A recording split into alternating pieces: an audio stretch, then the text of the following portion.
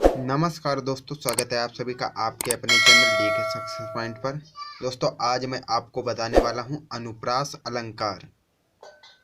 तो अनुप्रास अलंकार जिस तरीके से मैं बताता हूं उस तरीके से अगर आप अपने बोर्ड एग्जाम में लिख कर आते हैं तो मैं गारंटी लेता हूं कि आपका एक भी प्रश्न नंबर नहीं कटेगा, क्योंकि आप ज़्यादा शॉर्ट के चक्कर में अपने नंबर खो बैठते हैं।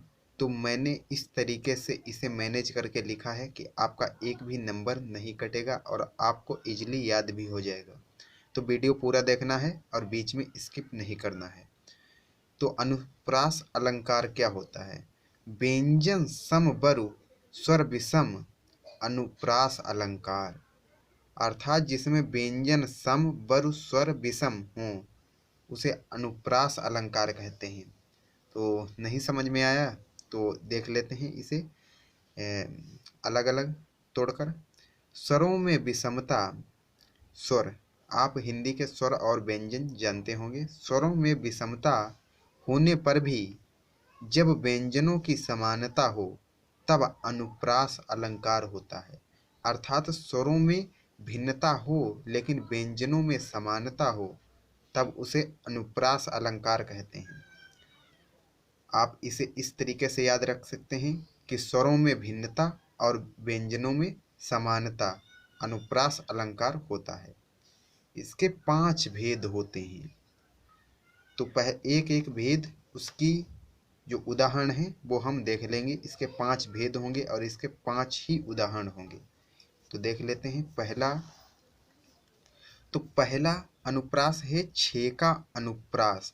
छेका अनुप्रास, इसमें क्या होता है? जहाँ एक या अनेक व्यंजनों का 2 बार प्रयोग हो वहाँ छेकानुप्रास होता है। अर्थात जहाँ एक या अनेक व्यंजनों को 2 बार प्रयोग हो वहाँ छेका अनुप्रास होता है। उदाहरण देख लेते हैं।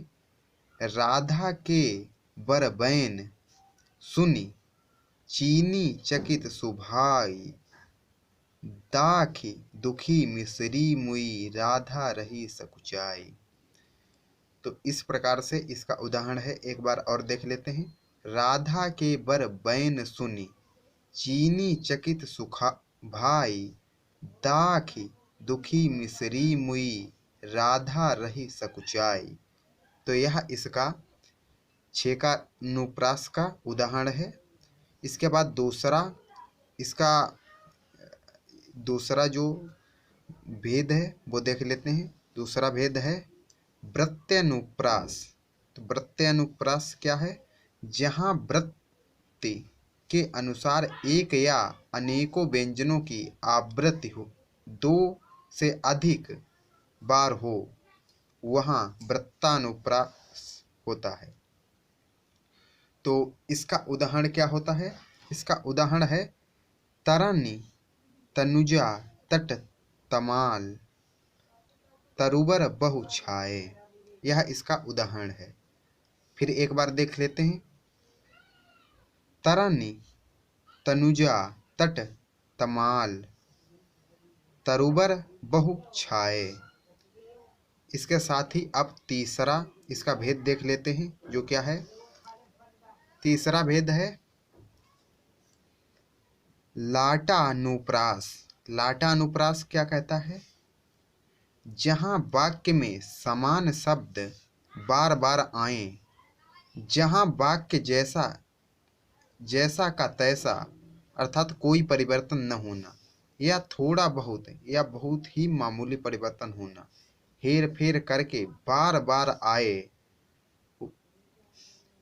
बार बार आने वाले शब्दों के अर्थ भी समान हों किंतु वाक्य का अर्थ बदल जाए वहाँ लाटानुप्रास होगा। तो इसका उदाहरण देख लेते हैं। तीरथ व्रत साधन कहाँ जो निस दिन हरिगान। तीरथ व्रत साधन कहाँ बिन निस दिन हरिगान। तो इसके साथ ही अब इसका चौथा भेद जो है श्रुत्यनुप्रास। श्रुत्यनुप्रास क्या है? जहाँ कंठ, तालु आदि एक स्थान से बोले जाने वाले वर्णों की आवृत्ति होती है, वहाँ ये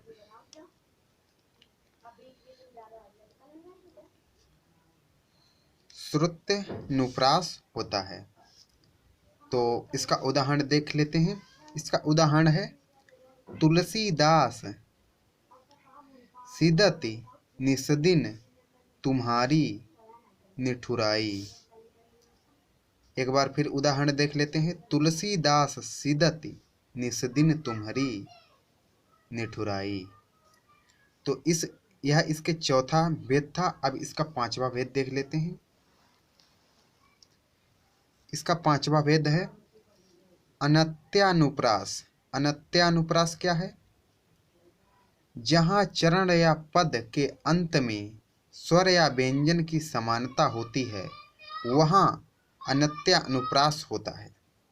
अर्थात जहाँ चरण या पद के अंत में स्वर या व्यंजन की समानता होती है, वहाँ अनत्यानुप्रास होता है। तो इसका उदाहरण देख लेते हैं। गुरुपद रज मृदु मंजुल अंजन नयन अमीय दृग दोष विभंजन। तो इसका उदाहरण एक बार और देख लेते हैं। गुरुपद रज मृदु मंजुन अंजन। गुरुपद रज मृदु मंजुल अंजन नयन अमीय दृग दोष विभंजन। तो आशा करता हूँ आपको वीडियो अच्छा लगा होगा। अगर वीडियो अच्छा लगा है तो लाइक करिए, कमेंट करके बताइए कैसा लगा। और चैनल पर पहली बार आए हैं तो चैनल को सब्सक्राइब करके बेल आइकन को प्रेस कर दीजिए, जिससे हमारी नई आने वाली वीडियो की अपडेट आपको मिल जाएगी। और अगर वीडियो अच्छा लगा है तो अपने दोस्तों के पास भी शेयर कर दीजिए। और अगर अभी तक आपने हमारा चैनल सब्सक्राइब नहीं किया है तो सब्सक्राइब कर लीजिए, वीडियो को लाइक कर दीजिए।